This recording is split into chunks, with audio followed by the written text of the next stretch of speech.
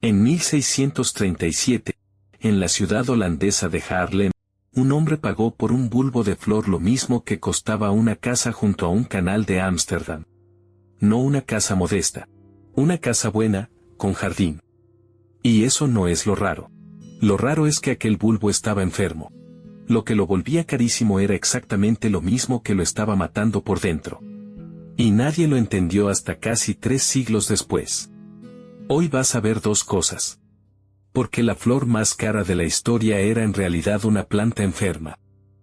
¿Y por qué casi todo lo que te contaron sobre la locura de los tulipanes, la ruina, los suicidios, un país entero hundido por una flor, no ocurrió nunca? Alguien lo inventó. Y sabemos quién y sabemos cuándo. El tulipán no es holandés. Es una flor de montaña, nacida en las estepas de Asia Central, que los otomanos llevaron a sus jardines y convirtieron en un emblema del imperio.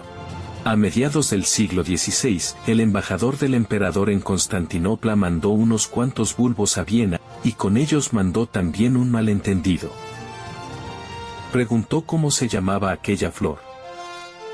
Le describieron la forma del turbante con el que se llevaba prendida. Y en Europa la flor se quedó con el nombre de la prenda. Tulipán viene de turbante. Quien la puso de moda fue un botánico flamenco, Carolus Clusius.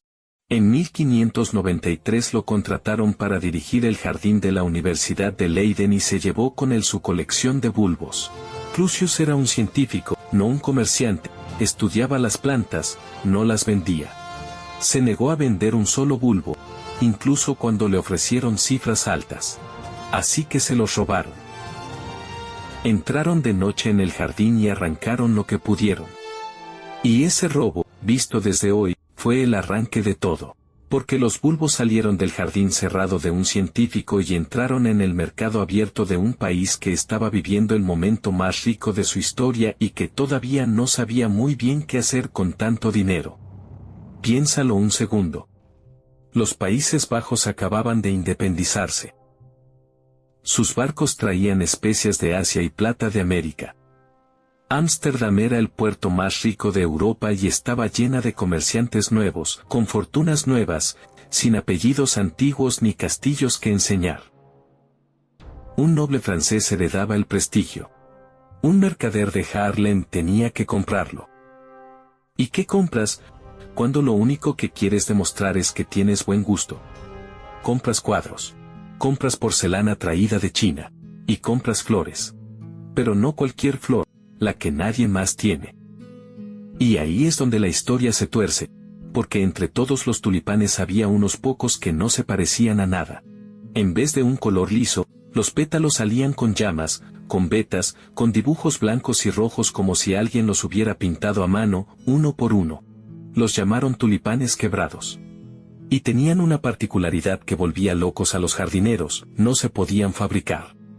Podías plantar un bulbo quebrado y sacar otro quebrado, sí, pero podías plantar 1000 bulbos normales y no obtener ni uno. El dibujo aparecía cuando le daba la gana, en una planta cualquiera, sin ninguna regla que nadie lograra encontrar. Y esa pregunta, el simple por qué, tardó 3 siglos en responderse. El más famoso de todos se llamaba Sampo Augustus, blanco, con llamas rojas subiendo desde la base, como un incendio congelado. Existían apenas una docena de bulbos en el mundo entero y, durante años, todos pertenecieron a un mismo hombre, un regente de Ámsterdam que los plantaba en un cantero rodeado de espejos para que parecieran muchos más. Le ofrecieron por ellos una fortuna. Dijo que no. Ahora, la parte que casi nadie cuenta: cómo se compraban. Un bulbo no se puede sacar de la tierra cuando uno quiere. Se planta en otoño, florece en primavera y se desentierra en junio.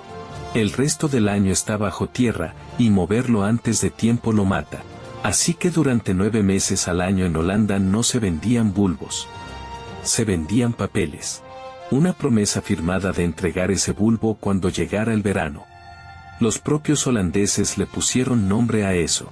Lo llamaron windhandel, el comercio del viento. Estabas comprando aire.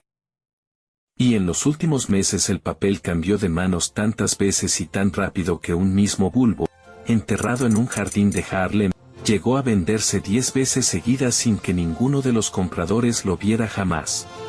Y no se negociaba en una bolsa.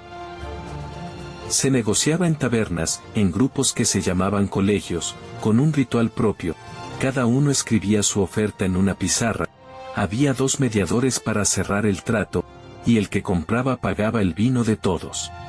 Nadie llevaba libros oficiales. No existía un registro público de precios. Todo se sostenía sobre una sola cosa, la palabra dada delante de testigos. Acuérdate de esto, porque es la clave de lo que viene después. El invierno de 1636 los precios se dispararon. Un bulbo de una variedad buena podía costar lo que un carpintero ganaba en 10 años de trabajo. Y hay un detalle que hiela: mientras esto pasaba, Haarlem estaba en plena epidemia de peste. Ese año se murió una parte enorme de la ciudad. Gente apostando fortunas por flores enterradas en un sitio donde cada semana se enterraba también a los vecinos. ¿Tú qué crees que empuja a alguien a jugarse así? Déjamelo en los comentarios, porque los historiadores siguen discutiéndolo. Y entonces llega el 5 de febrero de 1637, la subasta mejor documentada de toda esta historia. En Alkmaar se remata la colección de un tabernero que acaba de morir dejando 7 hijos huérfanos, 99 lotes. La sala llena. Se recaudan unos 90.000 florines para esos niños. Es la cifra más alta de la que existe constancia real. Lo que ninguno de los que estaba en esa sala sabía es que la burbuja ya se había roto 3 días antes, a 30 kilómetros de allí. En Haarlem, en una subasta cualquiera, se ofreció un lote y no se presentó ningún comprador. Ni uno. Se volvió a ofrecer más barato. Tampoco. La noticia corrió por las tabernas en cuestión de horas, y en una semana los precios se habían caído hasta casi nada. Y ahí empieza el verdadero lío, que no es económico, es legal. Miles de contratos firmados sobre bulbos que seguían bajo tierra. Los compradores se negaron a pagar. Los vendedores exigieron cobrar. Los tribunales de Holanda miraron aquel montón de papeles, vieron que buena parte eran apuestas sobre cosas que todavía no existían, y se lavaron las manos, que lo arreglen las ciudades. Haarlem acabó fijando que quien quisiera romper su contrato pagase poco más del 3%. Y así se cerró todo. Fíjate bien en lo que acabo de contarte, porque falta algo. No he dicho que nadie se arruinara. No he dicho que hubiera suicidios. No he dicho que el país entrara en crisis. Y eso es exactamente lo que dice la versión que todos conocemos. Así que la pregunta ahora es otra: ¿de dónde salió esa versión? Salió de aquel mismo año, 1637. Pero no de un archivo, de unos panfletos que se vendían por la calle. Eran diálogos entre 2 personajes inventados, uno llamado algo así como Boca Verdadera y el otro Ansía Bienes. Uno le explicaba al otro cómo había perdido la cabeza con las flores y cómo lo había perdido todo. No eran crónicas. Eran sátiras morales, escritas para reírse de los nuevos ricos y para recordarle a un país calvinista que la codicia siempre se paga. En la misma línea, un pintor flamenco dibujó la escena entera protagonizada por monos vestidos de mercaderes. Uno pesa bulbos en una balanza, otro cuenta monedas, otro acaba delante de un juez. Y al fondo uno orina sobre las flores. Es una caricatura, y se entendía como tal. Durante 2 siglos nadie la confundió con un documento. Hasta que en 1841 un periodista escocés, Charles Mackay, publicó un libro sobre las grandes locuras colectivas de la humanidad. Necesitaba un buen capítulo sobre la codicia. Encontró aquellos panfletos, los leyó, y los usó como si fueran testimonios reales. Cogió la sátira y la publicó como historia. De ahí salen todos los detalles que te suenan. El marinero que se comió un bulbo creyendo que era una cebolla y acabó en la cárcel. El artesano arruinado. Las multitudes tirándose a los canales. Nada de eso aparece en ningún registro de la época, aparece en ese libro, 2 siglos después. Y del libro pasó a los periódicos, y de los periódicos a los manuales de economía, y de ahí a cada artículo que has leído comparando cualquier cosa con la fiebre de los tulipanes. A ti también te habían contado lo de la cebolla. Y así se quedó durante otro siglo y medio, hasta que a alguien se le ocurrió hacer algo que suena obvio y que en realidad nadie había hecho nunca, ir a mirar los papeles, no los panfletos, los papeles de verdad. La historiadora Anne Goldgar se pasó años en los archivos notariales de Haarlem y de Ámsterdam leyendo contratos, inventarios, testamentos y pleitos de aquellos meses. Publicó el resultado en 2007 y desmonta la película casi entera. No encontró ni una sola quiebra provocada por los tulipanes. Ni un suicidio. Y tampoco encontró a un país entero comprando flores, identificó unos pocos cientos de personas metidas de verdad en el negocio, casi todas mercaderes acomodados que ya se conocían entre sí y que iban a la misma iglesia. Tampoco se hundió la economía holandesa. Siguió creciendo sin despeinarse. El dinero que se movió en total, comparado con lo que movía una sola flota de las Indias, era pequeño. Entonces, si nadie se arruinó, ¿por qué la gente de la época lo vivió como una catástrofe? Ahí está la respuesta más interesante de todo el asunto. Lo que se rompió no fue el dinero. Fue la confianza. Acuérdate de cómo se cerraban los tratos. Sin registros, sin bolsa, sin garantías, solo la palabra dada delante de testigos, entre vecinos que se cruzaban todos los domingos. Cuando miles de personas se negaron de golpe a cumplir lo que habían firmado, lo que se vino abajo fue el pegamento que sostenía a esa sociedad. Por eso dolió tanto. Y por eso escribieron panfletos furiosos en vez de balances. Pero nos queda la pregunta del principio. Porque toda esta historia gira alrededor de una rareza botánica que nadie sabía explicar. ¿Por qué unos pocos tulipanes salían con esas llamas y por qué no había forma de conseguirlas a voluntad? Los jardineros del siglo XVII probaron de todo. Enterrar los bulbos con pintura en polvo.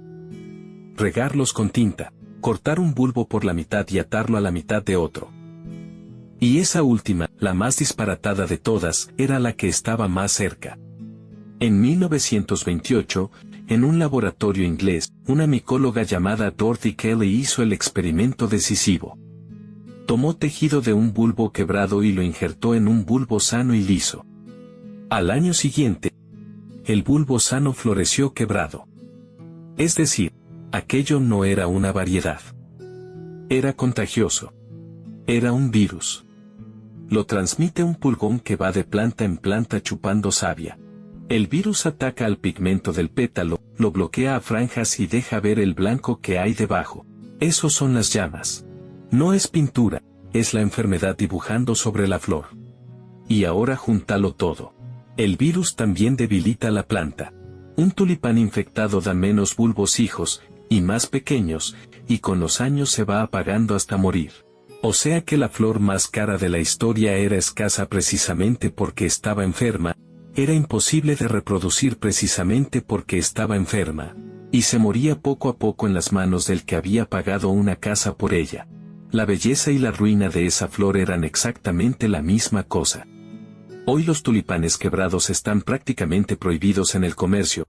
Un solo bulbo infectado puede contagiar un campo entero, y los Países Bajos exportan miles de millones de bulbos al año. Los que se venden como tulipanes Rembrandt son imitaciones sanas, con el dibujo fijado por cruzamiento. Los auténticos, los descendientes directos de aquellos, sobreviven en un jardín museo al norte de Haarlem, cuidados por voluntarios, planta por planta. Y ahí está el último giro. La flor que arruinó a un país entero en una historia que nunca ocurrió, y que en realidad rompió algo bastante más difícil de reparar que el dinero. Hoy solo sigue viva porque un puñado de personas se toma la molestia de mantener enfermas, a propósito, unas plantas que sanas ya no valdrían nada. Ahora quiero saber qué piensas tú. Si en aquel invierno te hubieran pedido el precio de una casa por un bulbo que no ibas a ver hasta el verano siguiente, ¿habrías firmado el papel? Déjamelo en los comentarios, y dime también qué otra historia crees que nos han contado mal durante años. Si te enganchó esta, el video del canal sobre el cadáver falso que engañó al alto mando alemán en plena guerra te va a interesar todavía más, otra mentira que funcionó demasiado bien. Y si quieres más historias reales que parecen imposibles, suscríbete.